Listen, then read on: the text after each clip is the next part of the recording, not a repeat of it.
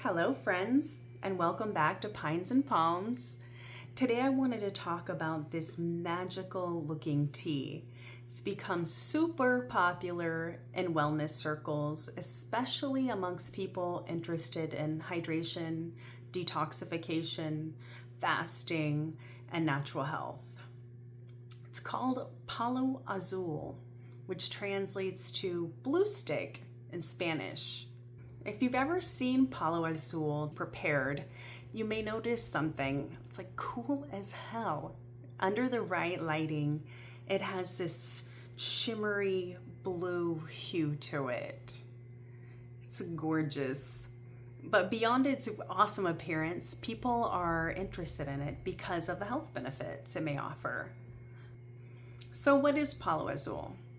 It comes from the bark of the Pines&Palms tree, which grows primarily in Mexico and the southern parts of the United States. Historically, it's been often consumed to support kidney health, urinary tract function, and overall wellness.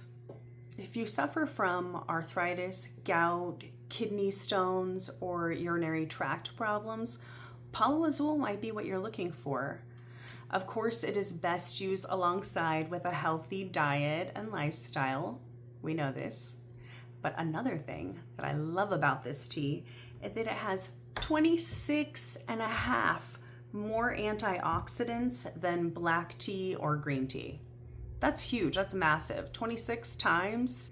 It's really popular with people that are doing intermittent fasting or extended fasting because of the hydration, the antioxidant power, along with being caffeine-free and calorie-free. That's just a bonus. So the way that I brew this, and I've been brewing this for a few years now, I get my bark from Amazon. I've tried a few different brands, but I have never been disappointed. The best way to prepare it is to use a big pot. I usually use about 3 pieces of bark in a batch this size. So just get it to a nice rolling boil and then turn it down to simmer. Some people boil it for hours, but I find that 30 to 60 minutes is plenty long enough. The first time I made this, I thought I had gotten a bad batch or I was doing something wrong because no matter how long I boiled it, it was not getting that color. But I'm pretty sure that the health benefits are the same whether it turns that color or not. But let's face it, part of the fun is having it be that pretty color, right? So I did a little bit of research and found that if your water is not pH to about 7.5 or higher, it won't turn that pretty color. That special reaction happens in alkaline water.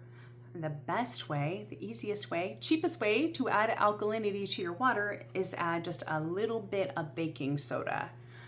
I use Bob's Red Mill because it doesn't have all the plastics that a lot of the other popular brands have. But just add a little pinch at a time.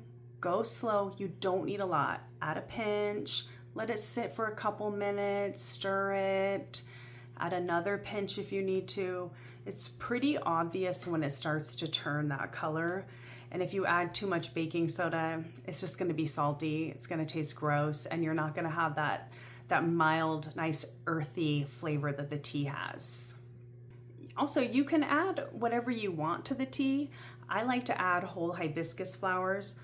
But if you're adding something like that, it's going to change the color because it's also going to change the alkalinity. Hibiscus is an acid, so it's not going to be able to have that chemical reaction. So if you're adding something else, prepare for it not to be that blue color. And I'll let you in on a little secret that I just learned this week. I have probably brewed 50 gallons of this tea in the last few years, and I've always thrown away the bark after I'm done brewing the tea. The other day I ran out, and so I'm like, oh, I'm gonna try to use these again, and it worked. I don't know why I didn't try this sooner. I have wasted a lot of Palo Azul bark, but you can brew it again. I don't know how many times you can brew it, but keep brewing it until the water doesn't change. May as well, right? Get all you can out of that. So thanks for joining me on my little talk about Palo Azul. I hope you found it interesting and educational. And if you already use Palo Azul, drop me a note. I would love to hear on how it helps you, what benefits you've noticed and how it's made a difference in your life. So thanks for joining me on Pines and Palms. Have a great day.